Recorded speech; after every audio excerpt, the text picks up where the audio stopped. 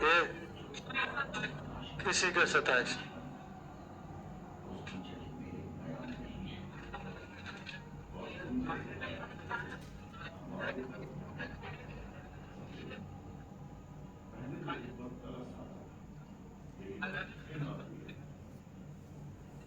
देखिए 27 वाला क्वेश्चन फिर से बताने बोल रहा है।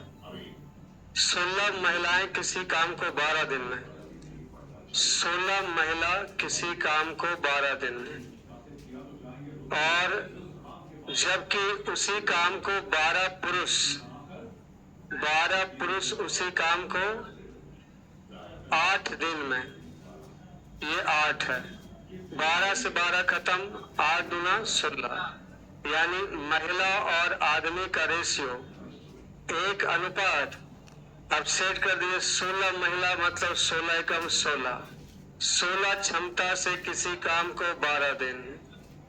अब कहता है 16 पुरुष उस काम को शुरू करते हैं और 3 दिन के बाद 10 पुरुष काम छोड़कर चले जाते हैं। तो 16 पुरुष के मतलब 16 गुना 32, और 3 दिन काम करता और चला जाता है। 10 पुरुष चल गया, 16 पुरुष में तो कै पुरुष बच गया? 6, और 6 पुरुष का क्षमता कितना? 12। अब कहता है और उनकी जगह 4 महिलाएं आ जाती है। एक महिला का क्षमता 1, तो 4 महिला का क्षमता 4।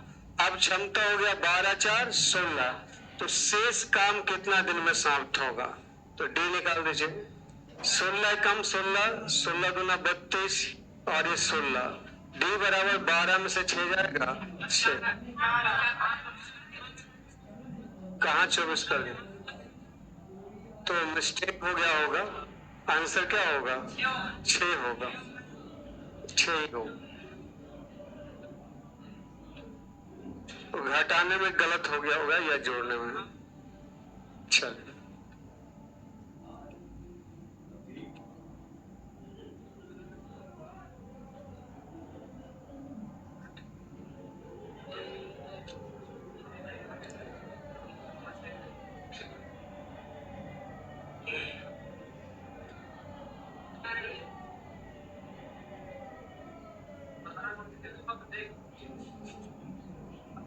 मिटाएं इसको।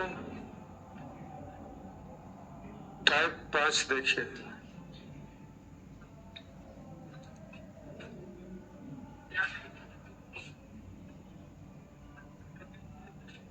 चलिए देखिए यहाँ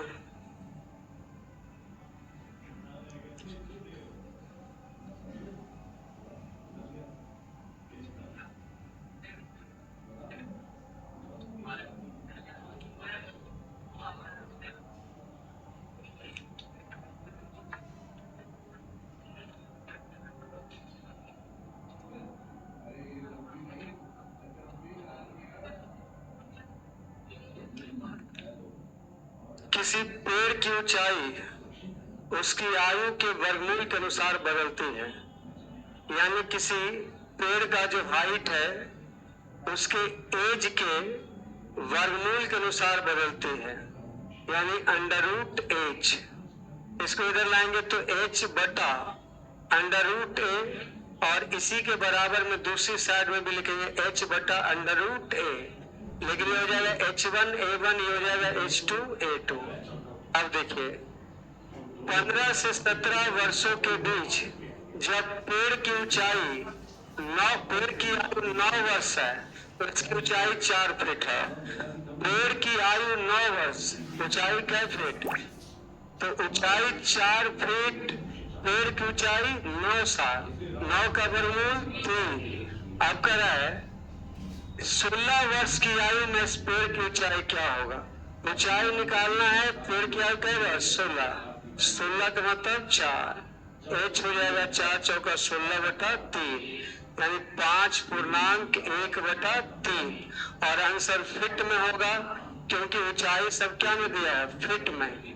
लेकिन हमारा 5 फुट के बाद कुछ इंच और होगा, तो 1/3 फीट को इंच में बदलने के लिए 1 फीट में 12 इंच होता है, 12 से गुना कर दीजिए।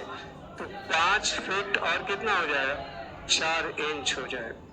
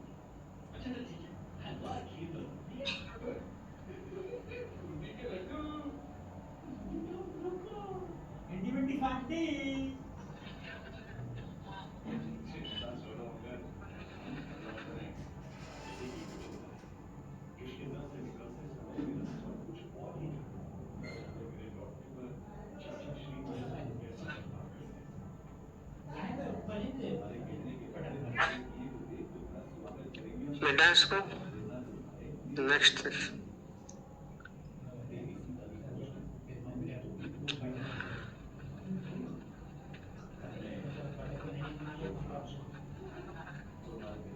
एक वाष्प चलित इंजन रेल के डब्बे के बगैर 24 किलोमीटर प्रति घंटा की चाल से चलता है।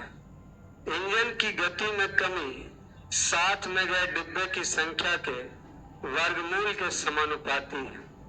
4 डिब्बे के साथ उसकी गति 20 किलोमीटर प्रति घंटा हो जाती है, तो डिब्बे की अधिकतम संख्या ज्ञात कीजिए जिसे इंजन खींच सकता है। देखिए, एक वाष्प चलित इंजन रेल के डब्बे के बगैर 24 किलोमीटर प्रति घंटा की गति से चलता है। तो इंजन की गति में कमी जो है वो लगाए गए डिब्बे की संख्या के वर्गमूल में के समानुपाती है। इंजन की गति में कमी के बराबर हम v मान लेते हैं और रेल में लगाए गए डिब्बे की संख्या हम n मान लेते हैं। तो कहें इंजन की गति में कमी v लगाए गए डिब्बे की संख्या के वर्गमूल के क्या होता है, समानुपाती। इंजन की गति में कमी 7 में गए डिब्बे की संख्या के वर्गमूल के क्या है, समानुपाती है। अब 4 डिब्बे के साथ उसकी गति 20 किलोमीटर प्रति घंटा हो जाती है, तो डिब्बे की अधिकतम संख्या ज्ञात कीजिए जिसे इंजन खींच सकता है। देखिए, v प्रोपोर्शनल टू n, तो मुझे v बटा अंडर रूट n होगा बराबर v बटा अंडर रूट n। तो ये हो जाएगा v1 n1, ये हो जाएगा v2 n2। यहाँ देखिए, 4 डब्बा लगाता है तो उसकी गति 20 हो जाती है। तो 4 डब्बा लगाने से गति 20 हो जाने के मतलब गति में कितना कमी हुआ, 24 का चाल था 20 का हो गया, यानी इंजन की गति में कितना। और हाँ, इंजन की गति को हम भी माने तो इंजन की गति में 4 की कमी हुआ। कितना डब्बा लगाने पर, 4 ही डिब्बा लगाने पर, तो 4 का वर्गमूल 2। अब कह रहा है कि कितना इंजन अधिकतम डिब्बा खींच सकता है, तो हमको n का तो मान निकालना है, n का मान निकालना है, और अधिकतम कितना खींच सकता है इसको निकालने के लिए हम ये पता कर लेते हैं कि रेल में कब गाड़ी रुक जाएगा कितना डिब्बा लगाने पर। तो गाड़ी रुकने के लिए स्पीड कितना है, 24 है। रियल ट्रेन का चाल कितना है, 24। तो अगर इंजन को रोकना है तो उसका स्पीड कितना कम करना पड़ेगा, नहीं 24 के स्पीड से जा रहे हैं आप, तो आपको रोकना है, पूरा रेल को रोक देना है, तो 24 का स्पीड कम करना पड़ेगा। तो हम 24 का स्पीड कम करना चाहते हैं तो पता करिए कि डिब्बा कितना लगेगा, 2 दूना 4 और 12 दूना 24। अंडर रूट n बराबर कितना, 12। दोनों तरफ वर्ग करेंगे, n बराबर 100। इसका मतलब है कि 144 डिब्बा लगाने पर रेलगाड़ी क्या होगा, रुक जाएगा। 144 डिब्बा लगाने पर रेलगाड़ी रुक जाएगा। तो अगर 144 डिब्बा लगाने पर रेलगाड़ी रुक जाएगा तो इसका मतलब 143 डिब्बा लगाने पर रेलगाड़ी धीरे धीरे चलेगा। तो इसलिए एक क्या कर देंगे, कम। जितना से रुक जाएगा उससे एक कम कर लेंगे। एक और ऐसा क्वेश्चन है लास्ट में,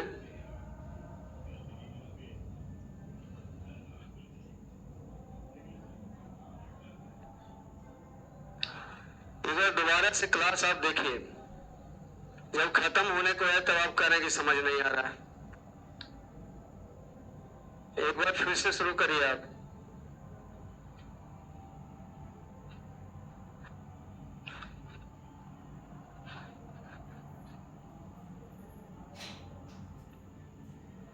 इसमें पीडीएफ में लगाया है क्या?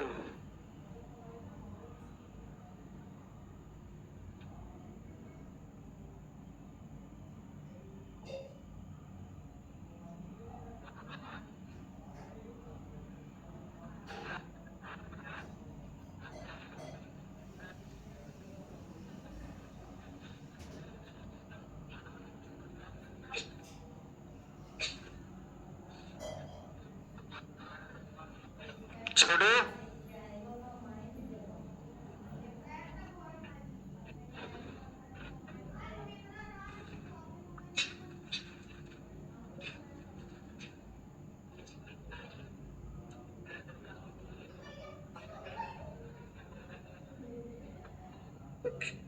एक इंजन बिना किसी डिब्बे के 20/3 मीटर पर सेकंड की चाल से चलता है।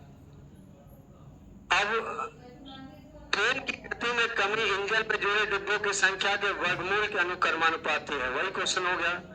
ट्रेन की गति में कमी हम भी मान लेते हैं और लगाए गए डिब्बे की संख्या n मान लेते हैं, वर्गमूल के समानुपाती है। कहता है यदि केवल 4 डब्बे इंजन में जुड़ता है तो इसकी चाल 50 बटा कितना हो जाता है? 9। तो ज्ञात कीजिए कि एक इंजन अधिकतम कितना डब्बा खींच सकता है। तो आप इसको लगाइए V1 बटा √N1 बराबर V2 बटा √N2। अब ये बताइए कि कितना डिब्बा जुड़ा है। 4 डिब्बा जोड़ते हैं तो स्पीड आपका पहले कितना था? 20/3। अब स्पीड कितना हो गया? 50/9। पता करिए कितना कमा। तो इसको ऐसा करते हैं कि 3 से गुना करते हैं तो 60 में से 50 जाएगा 10 यानी आपका गति में कमी हो गया 10/9। तो ये 4 नीचे हो जाएगा ना। इंजन की गति में कमी कितना हुआ? 10/9। कितना डब्बा लगाने पर? 4 डब्बा लगाने पर। 4 डब्बा लगाने पर इंजन की गति में कमी हुआ 10/9। अगर हमको ट्रेन रोक देना है तो रोकने के लिए इंजन की गति में कितना कमी करना पड़ेगा? जितना स्पीड से जा रहा है उसको स्टॉप कर दीजिए 20/3 की गति से। इतना रोकने के लिए कितना डब्बा लगाना पड़ेगा निकालिए। 20/3 की गति को कमी करने के लिए कितना डब्बा लगाना पड़ेगा वो आपको निकालना है।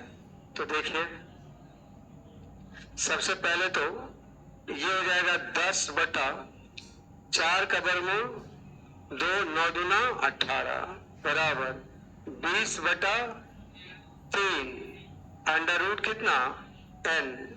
अब ये 0 से 0 कट जाएगा और 3 छक 18 क्रॉस गुना होगा तो हो जाएगा आपका √n बराबर 12 यानी n बराबर 144 डब्बा में तो रेलगाड़ी रुक जाएगा।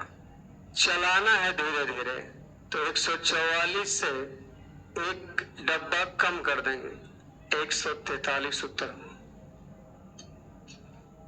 छोटू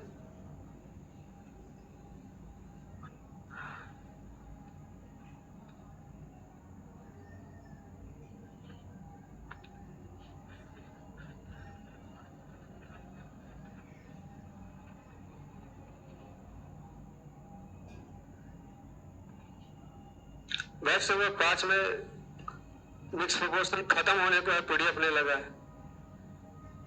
mix proportion, time and work, partnership, इस सब का पीडीएफ एक साथ लगा दो।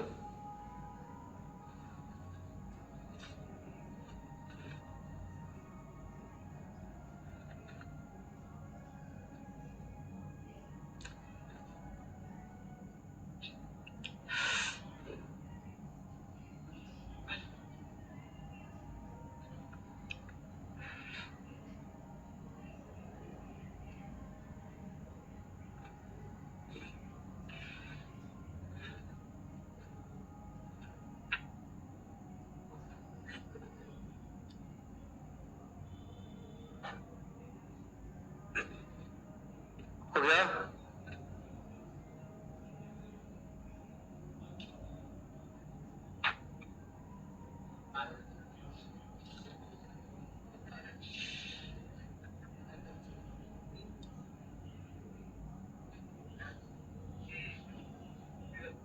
मिटाएं इसको। देखिए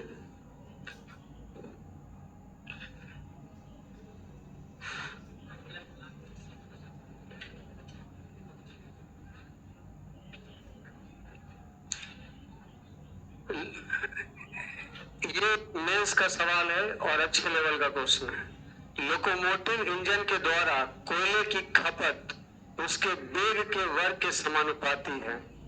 देखिए कोयले की जो खपत है, कोयले की जो खपत है उसके वेग के वर्ग के समानुपाती है। मतलब वेग मतलब चाल। कोयले का खपत वेग के वर्ग के समानुपाती। इसको इधर लाइएगा तो खपत बटा वेग का स्क्वायर बराबर खपत बटा वेग का स्क्वायर। और ये खपत 2 वेग 2 खपत 1 वेग 1। यहाँ देखिए कहते हैं जब वेग 50 मील प्रति घंटा है तो खपत 100 किलो होता है। जब वेग 50 मील के मतलब 50 गुना 50, खपत कितना है 100 केजी।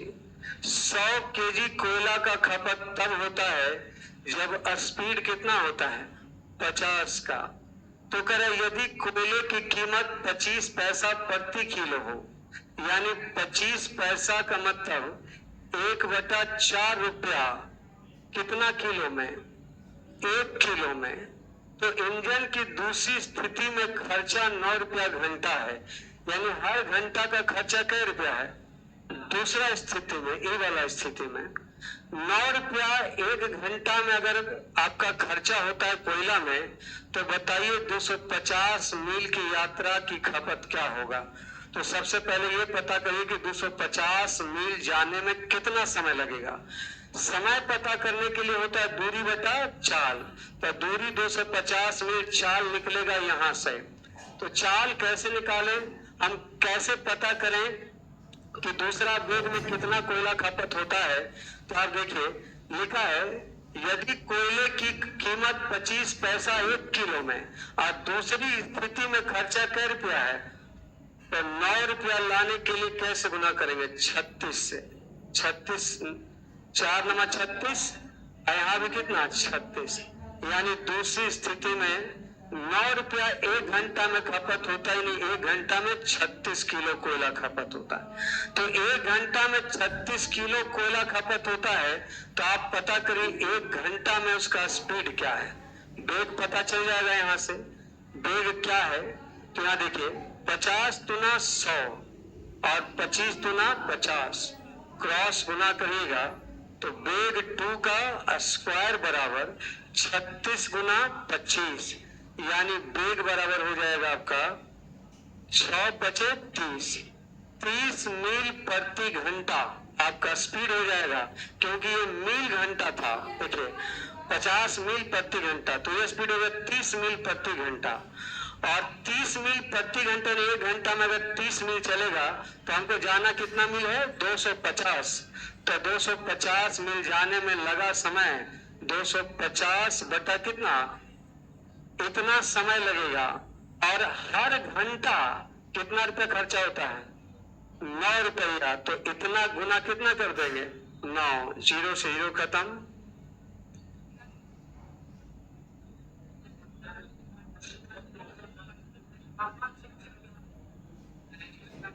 ना ये तो 30 मील प्रति घंटा है और 1 घंटा में 36 केजी है ना। तो कोयले की खपत पूछा, पैसा थोड़ा ना पूछा था। तो हो जाएगा 250 बटा कितना 30। ये आपका समय निकल गया। समय बराबर दूरी बटा चाल 30 निकाल लिए, दूरी इतना है। और 1 घंटा का खपत कितना किलो है 36 किलो। 1 घंटा में 9 रुपया खर्चा होता है और 9 रुपया खर्चा करने में कई किलो आता है। तो हमको वजन ही निकालना था। 3 से 3 खत्म, 12 तिया 36, 25 गुना 12 बराबर 300 kg। उतारिए, दोबारा समझाते हैं।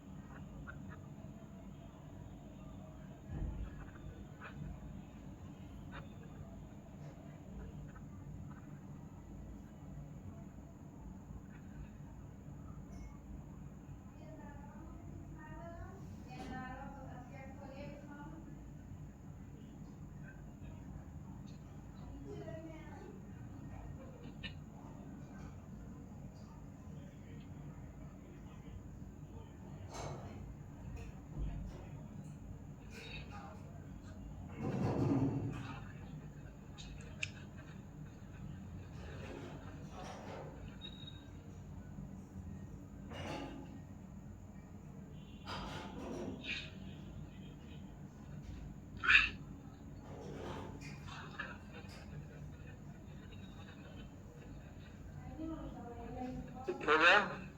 देखिए, लोकोमोटिव इंजन के द्वारा कोयले की खपत उसके वेग के वर्ग के क्या है, समानुपात। कोयले की खपत उसके वेग के वर्ग के समानुपाती है, ऐसा लिखा हुआ है। तो आपका खपत बटा वेग का स्क्वायर बराबर खपत 2 बटा वेग का स्क्वायर। पहला स्थिति में 50 का स्पीड रहता है तो कोयला खपत कितना केजी, और दूसरा कोयला का 25 पैसा 1 किलो में कीमत है, और इंजन की दूसरी स्थिति में खर्चा 9 रुपया घंटा है, यानी 25 पैसा किलो। तो 1 घंटा में 9 रुपया खर्चा, यानी कई किलो हुआ। तो हम पता कि 25 पैसा में अगर 1 किलो, तो 9 रुपया लाने के लिए कैसे गुना करेंगे, 36, ये 36 किलो। तो 36 किलो आपका दूसरी स्थिति में खर्चा है। तो खर्चा खपत है, 36 किलो खपत है, तो स्पीड कितना होगा, तो 30 का स्पीड होगा।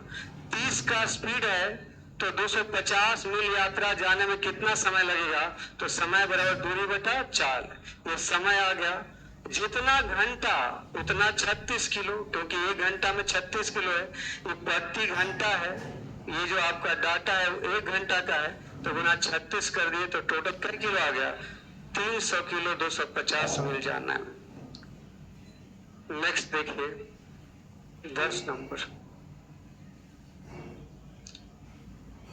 एक विद्युत ट्रेन 40 किलोमीटर प्रति घंटा की गति से जा रही है तथा उसकी विद्युत शक्ति घर्षण बल से तिगुना है। जब उसकी विद्युत शक्ति को दुगुना कर दिया जाता है तो घर्षण बल पहले से 1.5 गुना हो जाता है, 1.5 गुना हो जाता है। तब उसकी गति क्या है, जरा देखिए।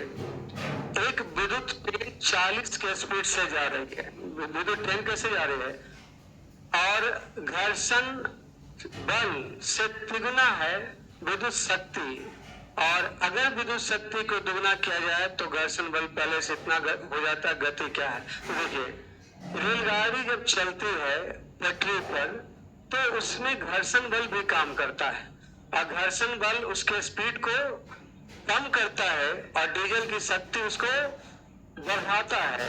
जब उसमें डीजल डालेंगे तो रेलगाड़ी आगे बढ़ेगा, जितना कोयला डालेंगे उतना आगे बढ़ेगा।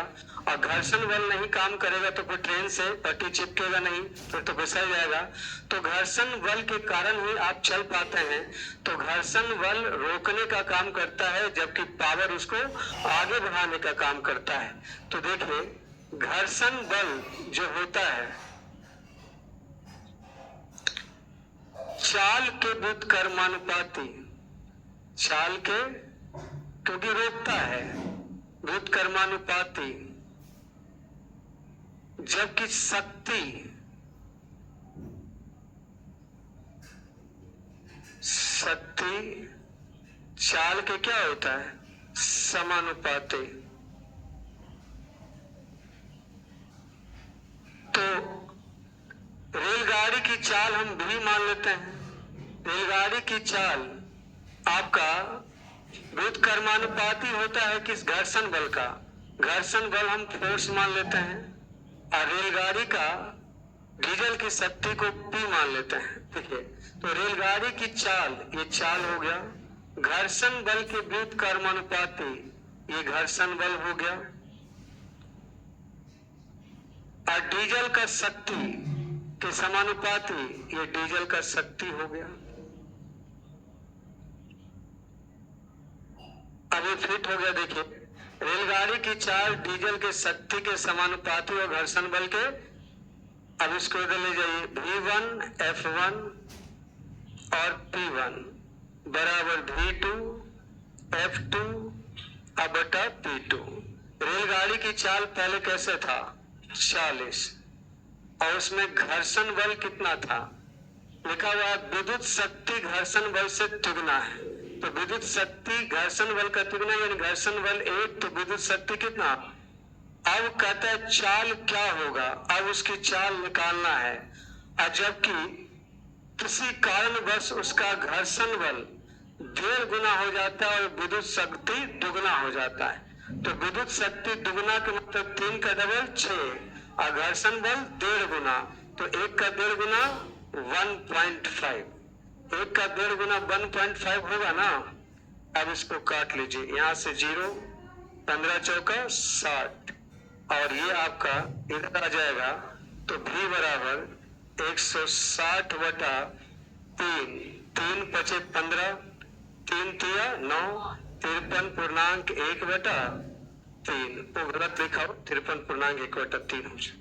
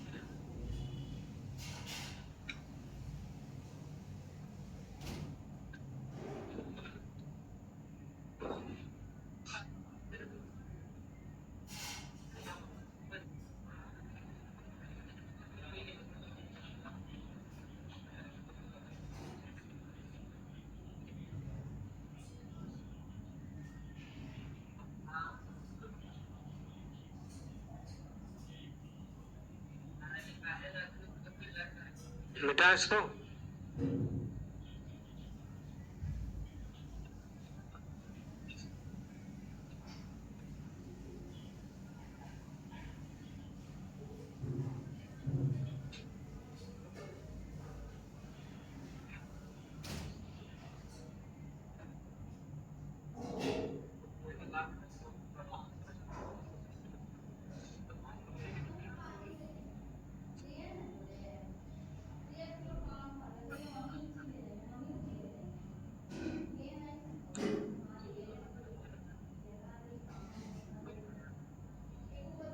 लिख लिए?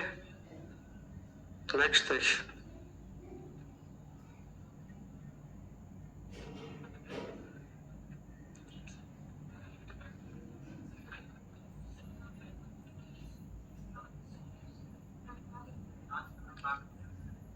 एक ग्रह के धरातल पर गुरुत्वाकर्षण उस ग्रह के धरातल और अर्धव्यास के मिले अनुपात में, मिले मतलब उसके गुणनफल के अनुपात में, बृहस्पति ग्रह की त्रिज्या पृथ्वी के बराबर त्रिज्या का 10 गुना है।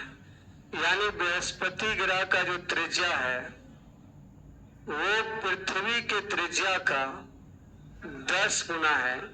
यानी अगर इसका त्रिज्या 1 तो इसका त्रिज्या 10। बृहस्पति ग्रह और पृथ्वी ग्रह के घनत्व क्रमशः, बृहस्पति ग्रह का घनत्व जो है वो कितना है 1.75, उसका घनत्व कितना है 5.67। यदि एक आदमी पृथ्वी पर 1500 सेंटीमीटर ऊंचाई तक कूद सकता है तो बताएं कि बृहस्पति पर कितनी ऊंचाई तक कूद सकेगा।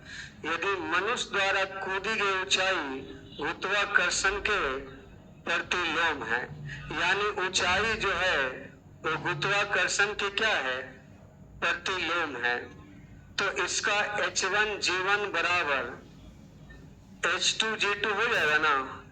अब हमको ये बताइए H1 तो निकालना ही है, लेकिन गुरुत्वाकर्षण कैसे पता करें? तो गुरुत्वाकर्षण के बारे में दिया हुआ है ऊपर। गुरुत्वाकर्षण जो है उस ग्रह के धरातल और अर्धव्यास के, ग्रह के धरातल और अर्धव्यास के मिले अनुपात में है। तो धरातल यहां नहीं होगा, घनत्व होगा, ये घनत्व होगा। एक ग्रह के धरातल पर गुरुत्वाकर्षण उस ग्रह के घनत्व और अर्धव्यास के मिले अनुपात में है।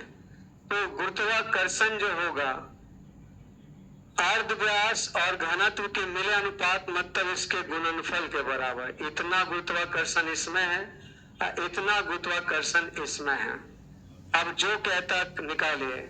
लिखा बृहस्पति पर कितना ऊंचाई कूदेगा अगर पृथ्वी पर 1500, तो पृथ्वी पर 1500 ऊंचाई तब कूदता है जब इसका आपका गुरुत्वाकर्षण कितना है 1.567। तो आपको बताना है 5.67। पृथ्वी पर इतना ऊंचाई तब कूदता है जब ये आपका गुरुत्वाकर्षण रहता है। तो बृहस्पति पर कितना ऊंचाई कूदेगा अगर बृहस्पति ग्रह का जो आपका ये है उस 17 या तो ऐसे रहने देना 1.75 गुना 10, इससे ये कट जाएगा और 0 से 0 कट जाएगा। 25 सते 175 अब 25 छक 150, 7 से 7 अठी 56, 7 एकम 7, H बराबर हो जाएगा 486।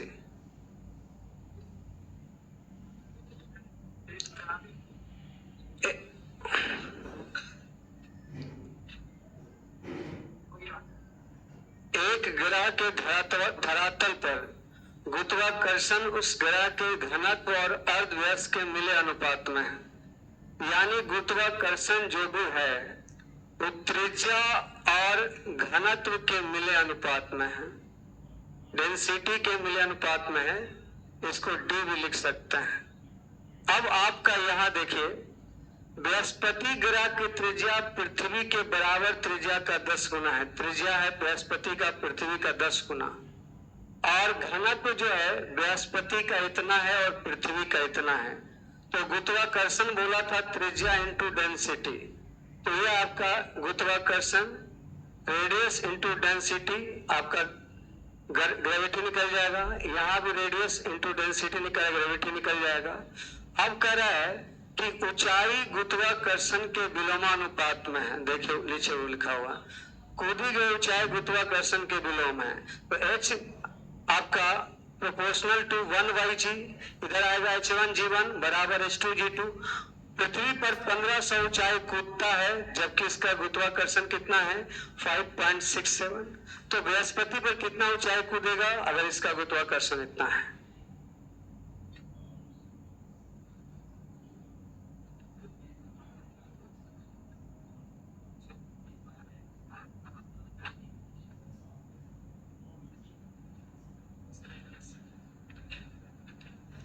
तो टाइप 5 आपका खत्म हो गया। अब आप मिसलेनियस निकालिए, उसमें देखिए 10-12 हिसाब होगा। 12।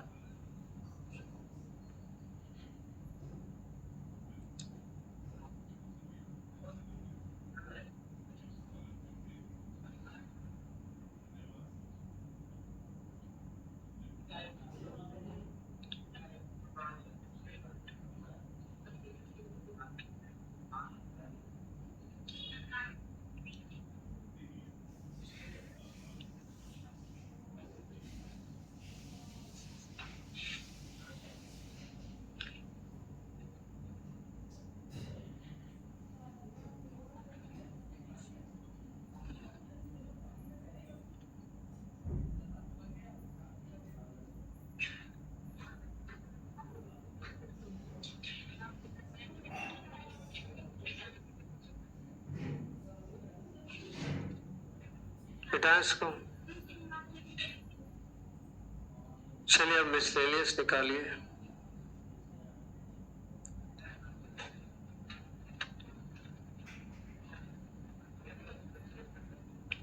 हो गया? देखिए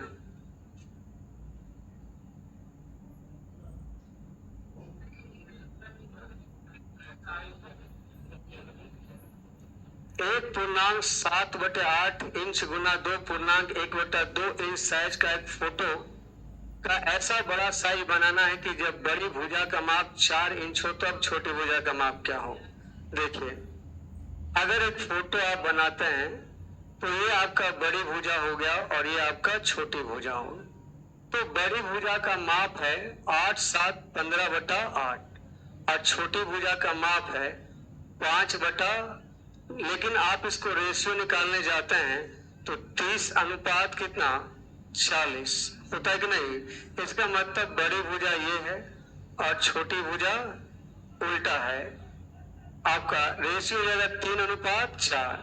अगर बड़ी भुजा 4 लेंगे तब छोटी भुजा 3 लेना पड़ेगा। यहाँ कह रहा है बड़ी भुजा का माप अगर 4 इंच हो तो छोटी भुजा का माप क्या लेना पड़ेगा। तो छोटी भुजा का माप क्या लेना पड़ेगा 3 लेना।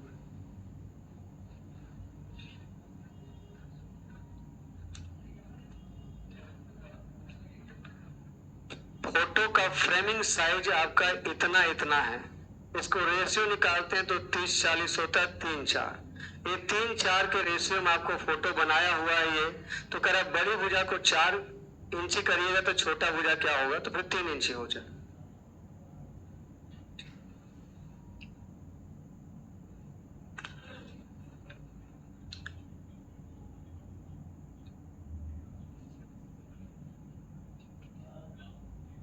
बेटा इसको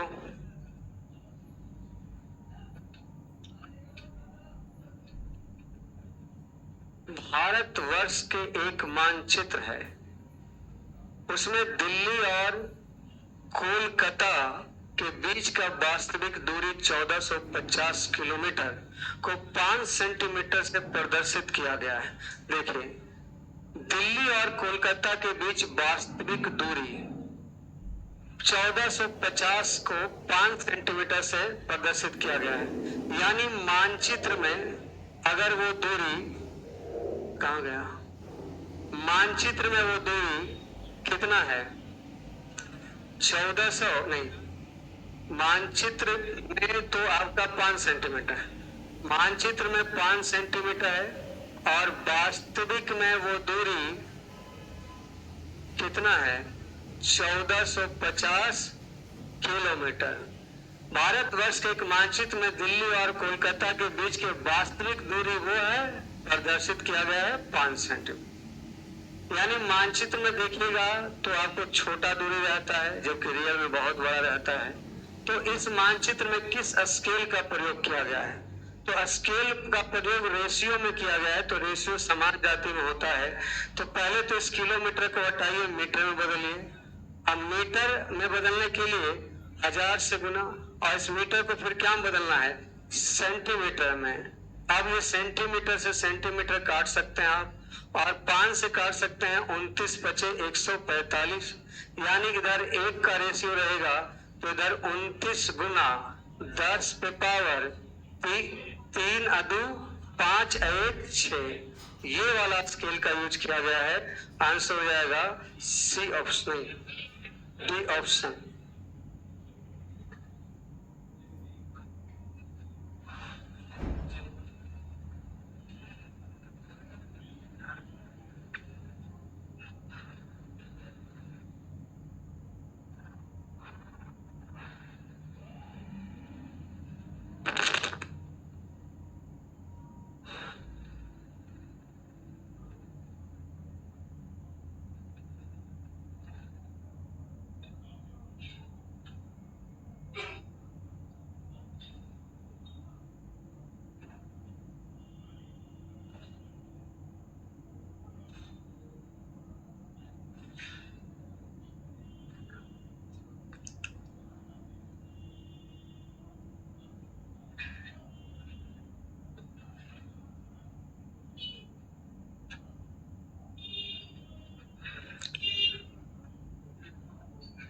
बेटा इसको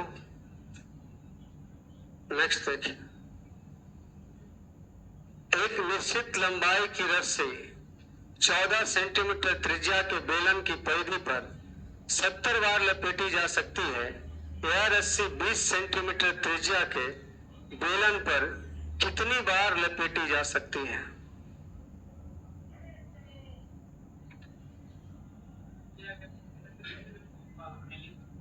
देखिए, अगर एक बेलन जो है वो आपका, इसका त्रिज्या थोड़ा कम है, और एक बेलन और है जिसकी त्रिज्या थोड़ा ज्यादा है।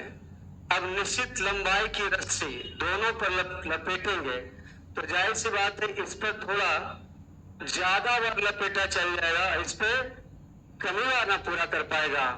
तो रस्सी लपेटने की क्रिया त्रिज्या का उल्टा होता है। त्रिज्या कम, रस्सी लपेटा जाएगा ज्यादा, और त्रिज्या ज्यादा, रस्सी लपेटा जाएगा कम बार। क्योंकि आप अगर इस पे रस्सी लपेटते तो बहुत ज्यादा लपेटा चला जाएगा, और यही इसका त्रिज्या बड़ा कर देते हैं तो वही रस्सी फिर इसमें कम बार घूम पाएगा। तो याद रखेंगे, रस्सी लपेटने की क्रिया त्रिज्या के क्या होता है, उल्टा, रस्सी लपेटने की क्रिया। तो आप देखिए यहां, निश्चित लंबाई की रस्सी 14 सेंटीमीटर त्रिज्या, त्रिज्या एक का कितना है 14, और दूसरा बात त्रिज्या कितना है 20। अगर त्रिज्या 14 20 है तो रस्सी का जो लपेटने की क्रिया होगा उल्टा होगा, यानी 20 अनुपात 14, यानी 10 अनुपात, यहाँ देखिए, अगर त्रिज्या 14 तो रस्सी लपेटा जाएगा 10 बार, अगर त्रिज्या 20 तो रस्सी लपेटा जाएगा 7 बार। वहां देखिए, 14 सेंटीमीटर बेलन वाला पर 70 बार लपेटा, यहाँ 14 वाला पर कितना लपेटा है 10, तो 20 वाला पर कितना लपेटेगा 7। आंसर हो जाएगा 49।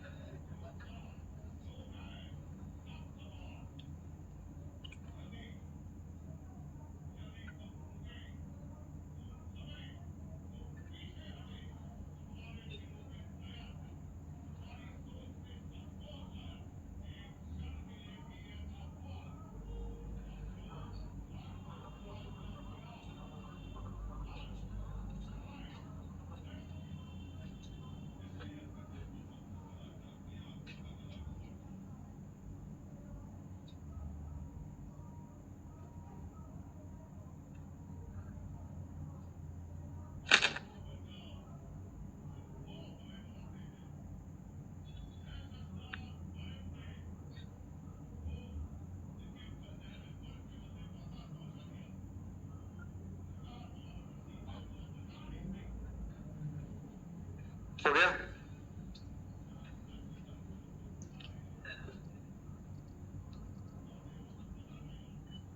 एक कन्वेयर बेल्ट 5 मिनट में 3 टन की दर से सामान पहुंचाता है और एक दूसरा कन्वेयर बेल्ट 2 मिनट में 1 टन की दर से सामान पहुंचाता है। तो पहला कन्वेयर बेल्ट का नाम हम ए देते हैं, वो 5 मिनट में कितना सामान पहुंचाता है? 3। और दूसरा वाला कन्वेयर बेल्ट का नाम बी देते हैं और वो कितना मिनट में कितना टन पहुंचाता है? 2 मिनट में कितना? 1। इसका मतलब है 5A बराबर 6B, रेशियो हो जाएगा 6 अनुपात। अब सेट कर दीजिए 6 इंटू 5/3। ए का मान हम 6 पुट करेंगे तो 6 क्षमता 5 मिनट में 3 टन। अब कहता है दोनों कन्वेयर बेल्ट को एक साथ इस्तेमाल करें तो दोनों को एक साथ इस्तेमाल करेंगे 11 क्षमता। 11 क्षमता से 33 टन कितना समय में पहुंचाएगा वो निकालना है। 11 तिया 33, 3 से 3 खत्म, टी बराबर 30 मिनट।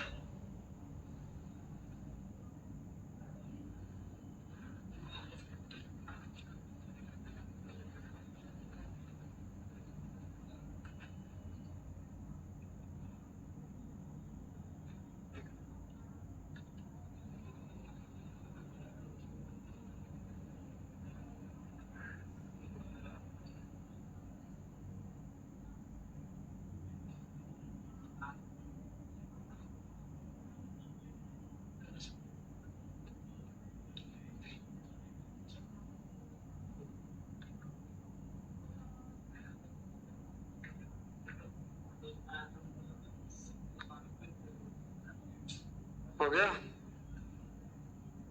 अगला देखिए, एक कार्य को पूरा करने में 3 महिला और 2 पुरुषों को 6 दिन लगते हैं। देखिए, एक कार्य को पूरा करने में 3 महिला और 2 पुरुष को कितना दिन लगता है? 6 दिन लगता है। अब आगे कहता है 3 पुरुष उसी काम को 9 महिलाओं की तुलना में 5 दिन पहले कर देते हैं। वही काम को अगर 3 पुरुष को लगाते हैं तो वो काम अगर डी दिन में समाप्त होता है 3 पुरुष के द्वारा, तो 9 महिला से 5 दिन पहले है ये। इसका मतलब 9 महिला उसी काम को डी प्लस 5 दिन लगा देगा। क्वेश्चन के अनुसार 3 महिला और 2 पुरुष 6 दिन लगाते हैं। 3 पुरुष उसी काम को 9 महिला की तुलना में 5 दिन पहले, इसका मतलब अगर डी तो 5 दिन लेट हो जाएगा, तभी तो 5 दिन पहले हुआ। अब तीनों एक ही काम है, इससे तीनों आपस में क्या होगा? अब आपको कह रहा है एक पुरुष की कार्य क्षमता एक महिला की तुलना में कितना गुना है, अधिक नहीं, कितना गुना है। एक पुरुष की कार्य दक्षता एक महिला की तुलना में कितना गुना है? इस सवाल को बाई ऑप्शन ही बनाना होगा। पुरुष की कार्य क्षमता, क्योंकि दो वेरिएबल गायब है, एम डब्ल्यू दोनों है, तो आपका पहला ऑप्शन मान लेते हैं महिला की तुलना में 3 गुना है। अगर ये 3 तो ये कितना? 1। चेक करते हैं होता है कि नहीं।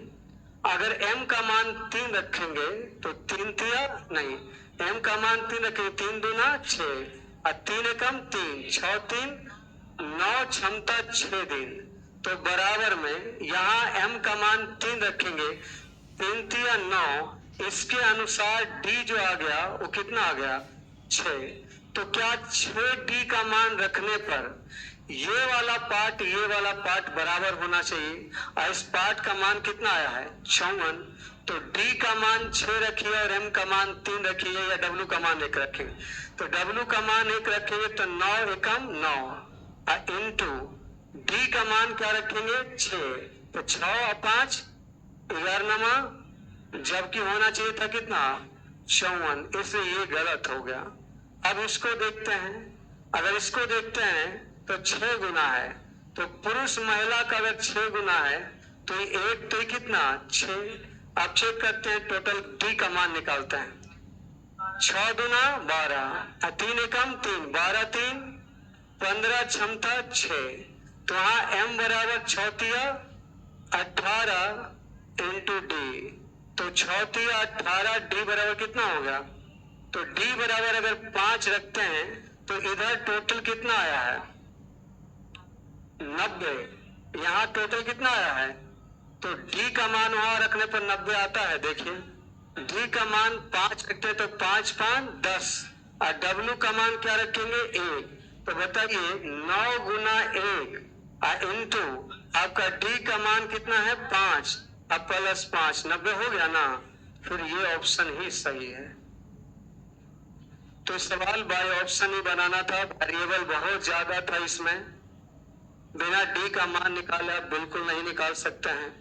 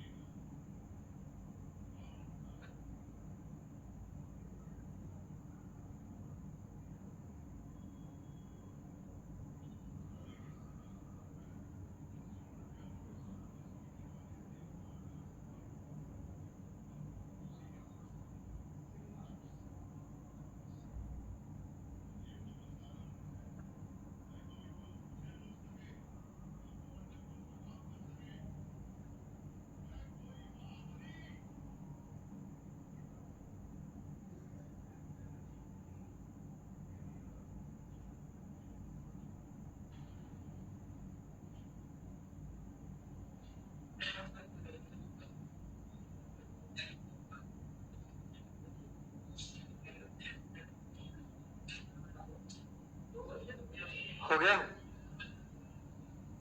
अगला सवाल देखिए।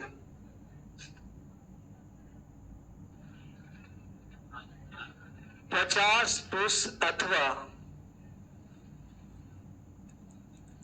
80 महिला एक काम को 50 दिवस में पूरा कर सकते हैं, 50 दिन में। इसका मतलब हो गया 50 पुरुष बराबर 80 महिला, रेशियो हो जाएगा 8 अनुपात। अब टोटल काम लेफ्ट साइड में लिख देंगे। 8 m का मान रखेंगे तो हो जाएगा कितना? 50 पुरुष है ना, तो 50 पुरुष का मतलब m का मान 8 रखेंगे तो 8 बचे 400 क्षमता से आपका कितना दिन में? 50 दिन में काम खत्म होता है। अब कहता है 40 पुरुष और 48 महिला लगाकर काम शुरू करता है, तो 40 पुरुष के मतलब 8 चौका 32, और आपका 48 महिला के मतलब 240, यानी कितना क्षमता? 500, 560 क्षमता से काम शुरू करता है, और प्रत्येक 10 दिवस की प्रत्येक अवधि के बाद 5 पुरुष और 8 महिला काम से हटाते जाता है। यानी 10 दिन तक इससे करवाया और उसके बाद इससे हटा दिया। क्या हटा दिया? 5 पुरुष और 8 महिला। तो 5 पुरुष के मतलब 8 बचे 40, 8 महिला के मतलब भी 8 बचे, तो 40 40 80 क्षमता घट जाएगा।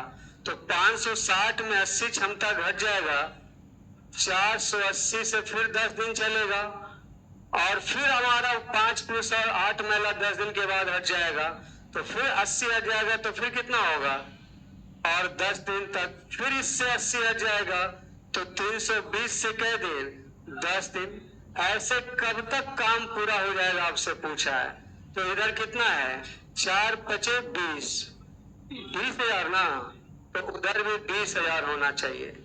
यहाँ है 5600, यहाँ 4800, 4000, 3200, 5 4 9, 9 4 13 3 16, भी नहीं हुआ। अब 320 में 80 फिर घटा दीजिए, 240 से 10 दिन यानी आपका फिर से कितना हो गया 2400।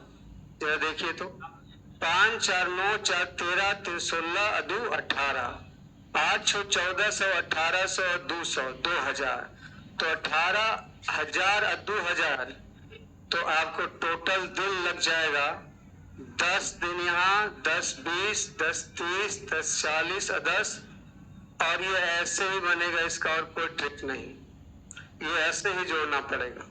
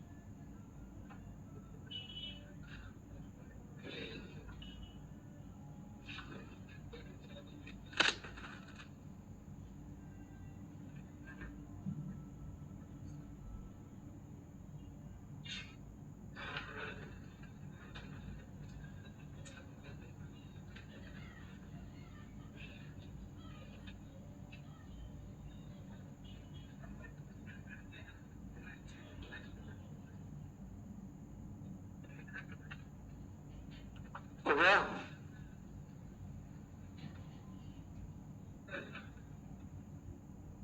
अगला सवाल देखिए।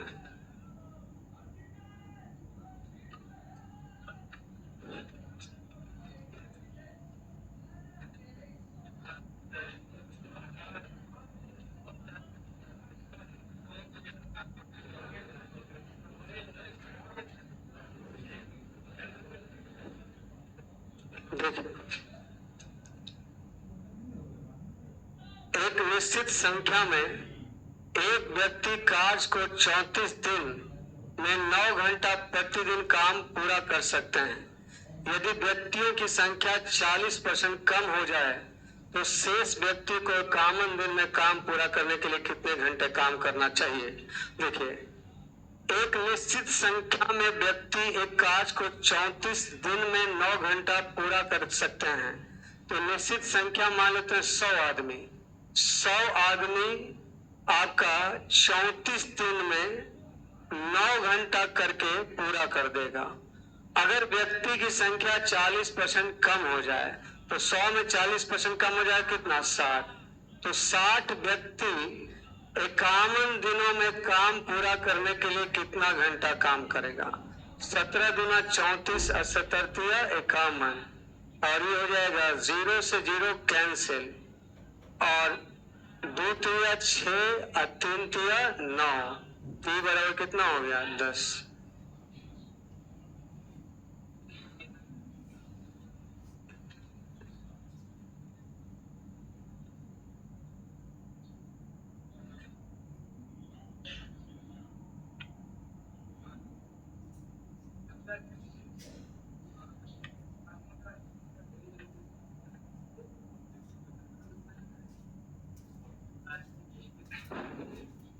बेटा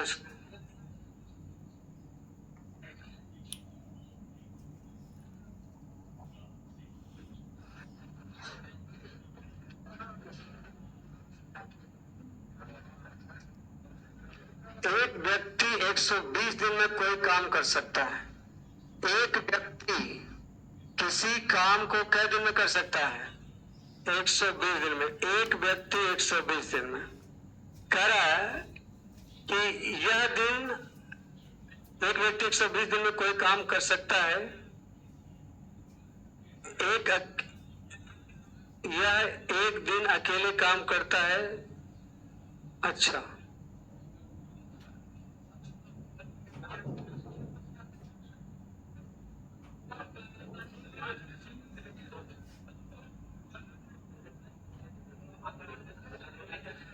देखिए, ये सवाल में लिख रहा है एक व्यक्ति 120 दिन में कोई काम कर सकता है, वो तो पूरा काम हो गया। अब कहते हैं यह दिन एक अकेले काम करता है, यानी पहला दिन वो अकेले काम किया, यानी एक व्यक्ति एक दिन अकेले काम किया। दिन दो यानी दूसरा दिन वह किसी अन्य व्यक्ति के साथ शामिल हो जाता है जो ठीक 120 दिन में काम पूरा कर सकता है। यानी इसी क्षमता वाला व्यक्ति से, जैसे ये एक व्यक्ति 120 दिन में काम खत्म कर सकता है, तो ये पहला दिन अकेले काम किया, अगला दिन वो इसी टाइप के एक व्यक्ति से जो एक दिन अकेले काम कर सकता है उसके साथ शामिल हो गया। तो ऐसा ही एक और व्यक्ति यानी कितना हो जाएगा, और एक दिन ये भी किया, दोनों मिलके 2 आदमी हो गया यहाँ। और कहता है तीसरा दिन वे समान दक्षता के एक अन्य व्यक्ति द्वारा जुड़ जाते हैं, तीसरा दिन एक और व्यक्ति आ जाता है, तो तीसरा दिन क्या व्यक्ति हो गया और एक दिन काम होता है। और इसी तरह हर रोज एक ही दक्षता वाला नया व्यक्ति काम में शामिल हो जाता है। पहला दिन एक व्यक्ति, दूसरा दिन 2 व्यक्ति, तीसरा दिन 3 व्यक्ति, चौथा दिन और एक दिन काम करता है। उसी प्रकार 5वां दिन 5 व्यक्ति एक दिन काम करता है। ऐसे करते हुए एनवां दिन क्या व्यक्ति हो जाए, एनवां दिन क्या व्यक्ति हो जाएगा, एन व्यक्ति। पहला दिन एक व्यक्ति, दूसरा दिन 2, तीसरा दिन 4, चौथा दिन 4, 5वां दिन 5, तो एनवां दिन एन। और एक दिन तक ये लोग भी काम खत्म किया और इस प्रकार पूरा काम समाप्त हुआ। तो बताइए काम पूरा करने के लिए कितना दिन चाहिए। तो पहला दिन, दूसरा दिन, तीसरा दिन, चौथा दिन, क्या दिन हुआ, एन दिन हुआ। तो एन का मान निकालिए, तो ये हो गया 120। आप गौर से देखिएगा तो ये 1, 2, 3, 4 डॉट डॉट डॉट का एन। तो एन लगातार प्रकृत संख्या का योगफल n इंटू n प्लस 1 बटा, तो n का मान ऑप्शन से रख दीजिए। n का मान ऑप्शन से रखिएगा।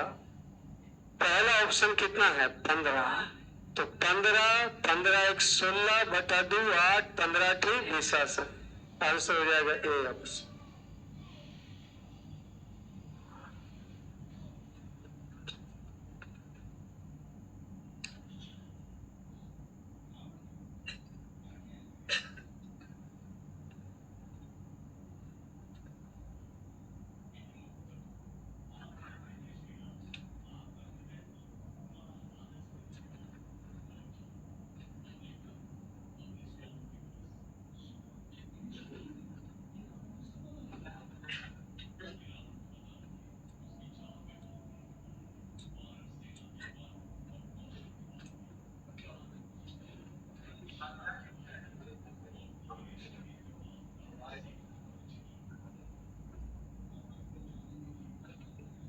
बेटा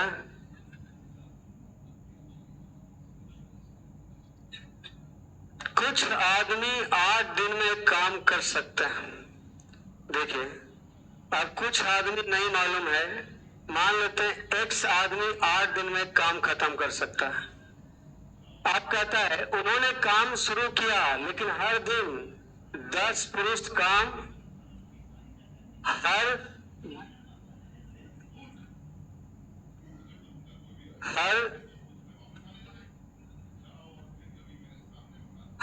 10 दिन में 10 पुरुष काम छोड़कर चले जाते हैं। हर 10 दिन में 10 पुरुष काम छोड़कर चले जाते हैं। यानी पहला दिन एक्स पुरुष काम किया और कै दिन तक 10 दिन तक, फिर 10 पुरुष छोड़ देगा तो एक्स माइनस कितना होगा, और ये भी 10 दिन तक काम किया।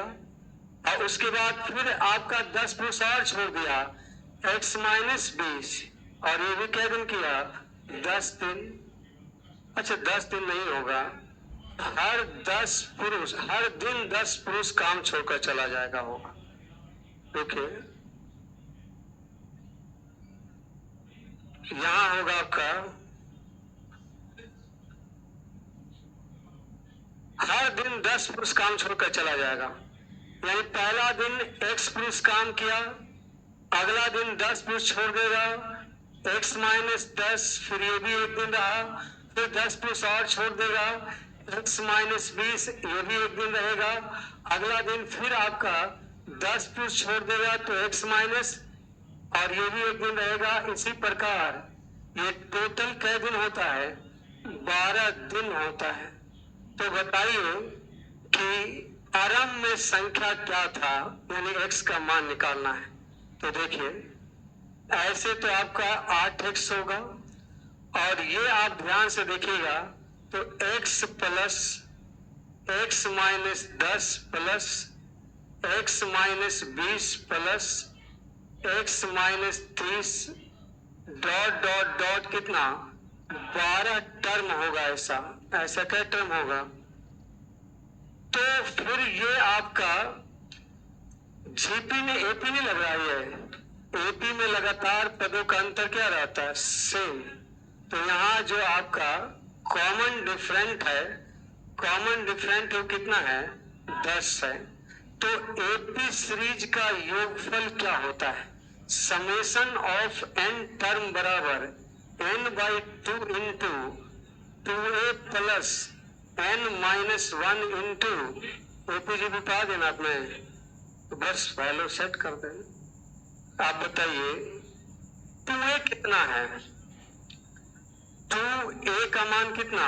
x पहला टर्म, और उसके बाद अरे यार n माइनस 2 भी तो करेंगे ना, तो क्या टर्म है? 12। तो 12/2 इंटू 2a, a का मान x plus n minus 1, 12 minus 1 into common different 10। तो यहाँ देखिए 2 छक 12, 2 तिया 6, 2 चौका 8, 4x बराबर, यहाँ देखिए 2x गुना 3 6x प्लस 12 में से गया 11 गुना 10 110 तिया 330। क्या होगा? अच्छा, कॉमन डिफरेंट तो माइनस में ना है जी, कॉमन डिफरेंट इससे इसको घटाएंगे ना, तो x माइनस 10 और आपका हो जाएगा माइनस x, तो ये कट जाएगा, माइनस 10 होगा, ये माइनस होगा, तो कोई बात नहीं। यहाँ देखिए 12 में से 1 जाएगा 11, 11 गुना 10 माइनस 110, माइनस 110 गुना 3 कितना हो जाएगा? माइनस 330। इधर आ जाएगा 330, उधर हो जाएगा 2x, x बराबर 65, 165 होगा। आंसर ऑप्शन सी हो जाए।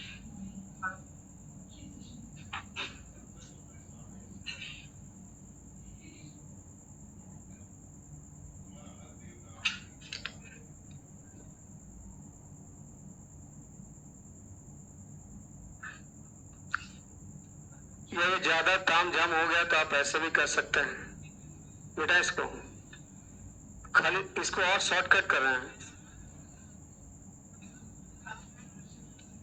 देखिए ये छोड़ दीजिए, हटा दीजिए, 12वां टर्म हम डायरेक्ट निकाल देते हैं। देखिए पहला टर्म में x है, दूसरा टर्म में 1 और 10 घट गया, तीसरा टर्म में 2 और 10 घट गया, चौथा टर्म में 3 10 घट गया, 10 या 30 होता है ना, तो उसी प्रकार 12वां टर्म में 11 को 10 घट जाएगा, यानी 11 को 10 घटने का मतलब 110। मैं समझ में आया? पहला टर्म x है, दूसरा टर्म में 1 को 10 घट गया, दूसरा में 1 को 10, तीसरा में 2 को, चौथा में जैमा टर्म उससे 10 एक कम घटा, तो 12वां टर्म में 11 10 घटेगा तो 110। अब हम आपको number of zero from last पढ़ाए थे, तो आपको पढ़ाए थे कि एपी सीरीज का योग का एक तरीका और है, औसत गुना संख्या। औसत होता है एपी सीरीज का फर्स्ट प्लस लास्ट बटा 2, ये औसत हो गया, इनटू योग करेंगे तो आपका संख्या कितना है? 12, वही होगा ना, तो ये कितना हो जाएगा? 6। बस खत्म हो गया। तो आप इसको और काट सकते हैं 3, इसको कितना? 4, तो होगा कितना? 4x बराबर, यहाँ देखिए 1 1 2x, 3 दूना 6x माइनस 110 गुना 3 330, यानी x बराबर हो जाएगा 165।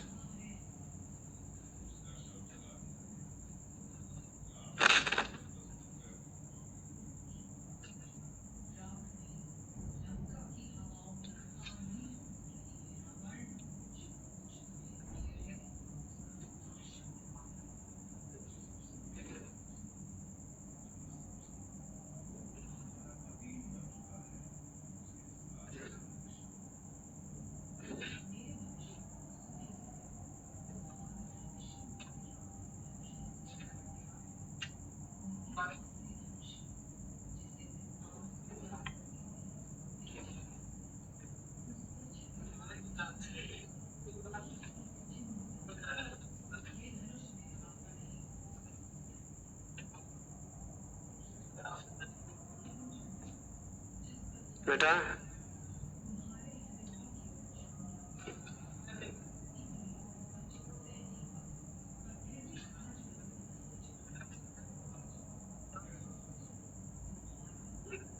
लिख ले।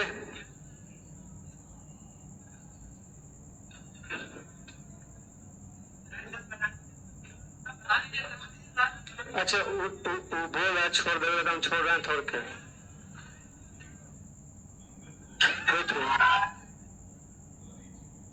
90 पुरुष 16 दिन में एक निश्चित काम 12 घंटा प्रतिदिन करके कर सकते हैं। तो 90 पुरुष 16 दिन में 12 घंटा काम करके एक काम कर सकते हैं। उस काम का कितना हिस्सा मतलब नहीं पता। 70 पुरुषों द्वारा 24 दिन में 8 घंटा में खत्म कर सकता है। तो देखिए 8 गुना 16, 12 गुना 24, 0 से 0 कैंसिल, x इधर जाएगा 9 इधर जाएगा, 7/9। आंसर सी हो गया। ये आसान सवाल है, इसी है। आगे सब आसान है, 2-3 मिनट में खत्म हो जाए। जितना तेजी में आप उतारिएगा उतनी तेजी में खत्म कर दे। इसको नहीं भी उतारेगा तो कोई दिक्कत नहीं है बेटा। यहाँ देखिए 150 कर्मचारी एक निश्चित दिनों में काम खत्म करने के लिए लगे हुए हैं। देखिए 150 मजदूर एक निश्चित दिन में लगे हुए हैं, यानी डी पता ही नहीं है। दूसरे दिन 4 मजदूर काम छोड़कर चले गए, यानी 150 मजदूर शुरू में एक दिन काम किया। दूसरा दिन 4 मजदूर काम छोड़कर चले गए, तो 4 को छोड़कर चल जाएगा 100। अब फिर आपका ऐसा ही तीसरा दिन 4 मजदूर और चले गए, तो 100, और ऐसे होते रहता है। और इस प्रकार यह प्रक्रिया चलती है, इसलिए अब काम खत्म होने में 8 दिन और अधिक लगेंगे, यानी 8 दिन और अधिक लगेंगे, यानी जितना दिन इधर लगा है उतना से 8 दिन क्या लगेगा, एक्स्ट्रा लगेगा। तो आपका कह रहा है, यहाँ अंग्रेजी देख लीजिए, 4 more workers dropped on the 3rd day and so on. It takes 8 more days to finish the work now. अच्छा, जितना दिन इधर लगा है उससे क्या दिन ज्यादा, 8 दिन ज्यादा लगा है। तो आपका D प्लस कितना हो जाएगा, 8। तो ज्ञात कीजिए कि उन दिनों की संख्या क्या है जिसमें काम पूरा होना था, यानी D का मान निकालना है। तो आप मुझे ये बताइए, अगर हम पहला ऑप्शन ही मान के चलते हैं तो बन जाएगा क्वाड्रेटिक इक्वेशन। पहला ऑप्शन लेके चलते हैं कि 150 आदमी उस काम को क्या दिन में करता है, 28 दिन में। तो इसमें लगेगा 28 और 8 कितना, 36 दिन। तो 150 इंटू पहला दिन, 146 गुना एक दूसरा दिन, 142 गुना एक तीसरा दिन। उसी प्रकार ये कैमा दिन तक चलता है, 36 दिन तक। तो 36 दिन चलेगा, तो इसका मतलब ये तो आपका एक एपी सीरीज है जिसका कॉमन डिफरेंस कितना है, -4।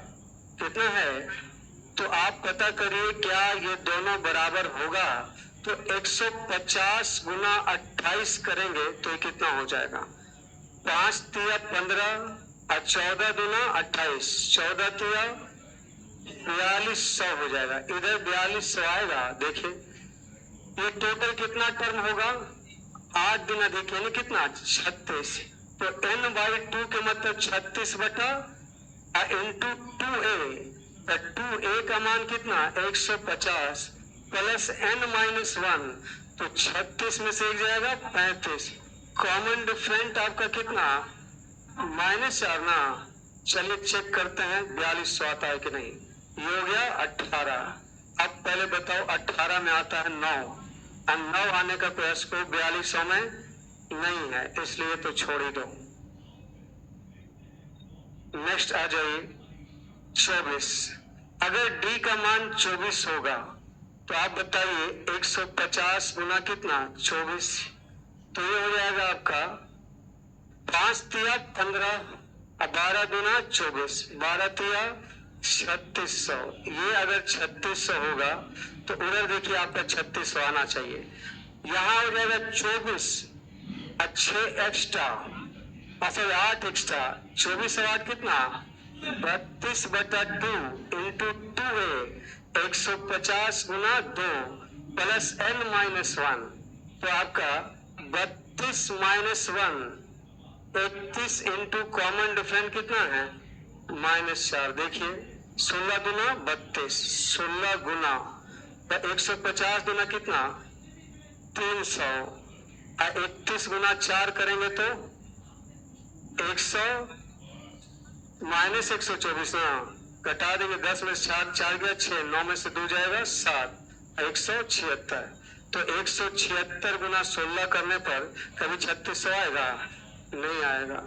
तो 25 से मुझे अच्छा 30 लग रहा है, क्योंकि 28 और 24 में नहीं आया, लेकिन 30 में मल्टीपल दिख रहा है हमको। 50 में भी 3 आता है। तो देखिए 150 गुना 30 अगर करते हैं तो कितना हो जाता है? 4500। और यहाँ आपका 30 ज्यादा है तो 36 बटा 2, 30 8 38, 38 बटा 2 और इंटू हो जाएगा आपका 2a यानी कितना? 300 और प्लस n माइनस 1। 38 मतलब 37 और गुना कितना? -4। तो ये जगह 300 और 37 गुना 4 7 चौका 28, 4 तिया 12 अदू 14। कितना हो जाएगा ये? 200। इससे भी तो नहीं आएगा। एक 150 गुना कितना है? 25। तो 150 गुना 25 करते हैं तो 15 पचे 75, 15 गुना 30 है 7 37, 3750। और यहाँ हो जाएगा आपका 35 और 8 दिन अधिक 33 ना। 33 बटा 2। देखिए तो 11 कम 11 तिया 33। ये तो आएगा ही नहीं इससे।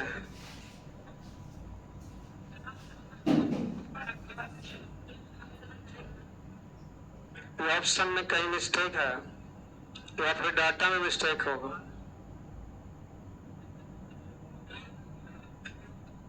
अगले क्लास में देखेंगे।